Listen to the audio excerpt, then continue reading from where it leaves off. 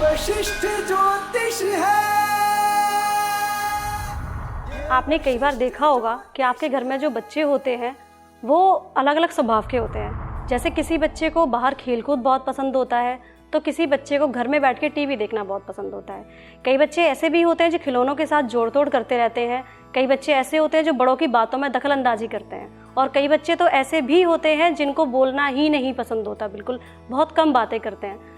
यदि आपका बच्चा खिलौनों के साथ बहुत व्यस्त रहता है, यानी खिलौनों के साथ तोड़फोड़ करता रहता है, उनको जोड़ता रहता है, तो कहीं ना कहीं उसकी जन्म कुंडली के अंदर उसका बुद्ध बहुत अच्छा होकर बैठा है, यानी उसका क्रिएटिव माइंड है।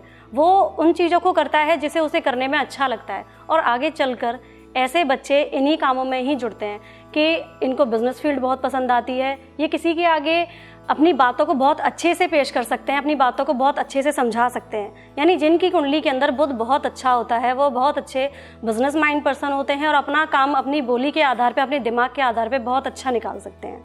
और जैसे मैंने अभी आपको बताया है, कुछ बच्चे ऐसे होते हैं जो बोलते ही नहीं हैं।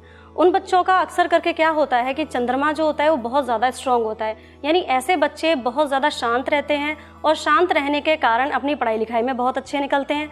रिसर्चर माइंड होते हैं, यानी कि उनको क्या एक्टिविटीज़ करनी चाहिए, किन चीज़ों में बहुत ज़्यादा ध्यान लगाकर वो अपना काम कर सकते हैं, उनके लिए उनकी कुंडली में यह देखना बहुत ज़रूरी है कि उनका चंद्रमा किस घर में बैठा है और किस घर में बैठकर किस तरीके का फल दे रहा है। इसी प्रकार बच्चों के अंदर और भी कई प्रकार की आदतें होती हैं जिसे आप वशिष्ठ ज्योतिष के अनुसार जान सकते हैं।